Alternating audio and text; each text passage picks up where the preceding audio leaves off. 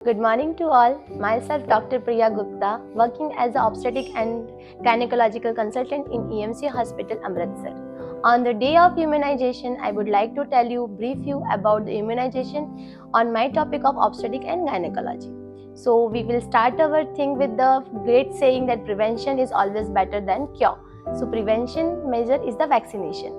अगर हम प्रिवेंशन कोई चीज़ को करना चाहते हैं तो बेहतर है कि हम उसका वैक्सीनेशन कर लें। अब जैसे मैं गायनेकोलॉजिस्ट हूँ तो मेरे पास 3 एज ग्रुप की पीपल आते हैं, एक जिन्हें प्रेगनेंसी करनी होती है, दूसरा जो प्रेग्नेंट होते हैं और तीसरे जो रिप्रोडक्टिव एज की ग्रुप की लड़कियाँ होती हैं। तो हम स्टार्ट करते हैं कि जो प्रेगनेंसी प्लान कर रहे हैं उन्हें कौन सा वैक्सीनेशन लेना चाहिए।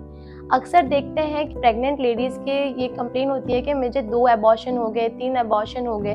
उसका मेन कॉज होता है रूबेला और वेरिसेला।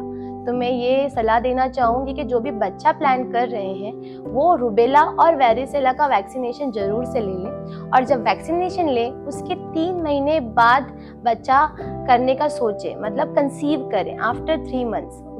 दूसरा ग्रुप है रिप्रोडक्टिव ग्रुप, प्रेग्नेंट ग्रुप, जो कि प्रेग्नेंट लेडीज़ जो मेरे पास आती हैं। प्रेगनेंसी में हम टेटेनस जरूर देते हैं, पर ये कब लें? इन्हें लिया जाता है 26 से 32 वीक्स के बीच में। आसान भाषा में कहूँ तो 5वें महीने से 7वें महीने के बीच में लेना चाहिए। और पहला डोज होता है जिसे कहते हैं टेटेनस टॉक्सॉइड, और उसके बाद दूसरा होता है उसे कहते हैं टेटेनस बूस्टर। बूस्टर क्या होता है? बूस्टर मतलब tetanus toxoid, diphtheria and whooping cough, जिसे कहते हैं टीडैप वैक्सीन, वो हमें लेनी चाहिए। और इन दोनों के बीच में 1 महीने का डिफरेंस होना चाहिए। और दूसरा सबसे बड़ा कॉमन क्वेश्चन मेरे पास आता है अक्सर लेडीज़ों के साथ कि मैडम प्रेग्नेंट हैं, क्या हम फ्लू इन्फ्लुएंजा का वैक्सीन ले सकते हैं? हाँ, बिल्कुल आप ले सकते हैं। अकॉर्डिंग टू WHO आप जैसे कोविड हमारे को पता है कि 2020 में जिस तरीके से फैला था, ऐसे काफ़ी सारे इन्फ्लुएंजा वायरस हैं जो कि फ्लू फैलाते हैं, तो आप उसकी वैक्सीनेशन ले सकते हैं अपने डॉक्टर की सलाह के साथ। अब तीसरा ग्रुप होता है 9 से 25 ईयर की ग्रुप की लड़कियों का।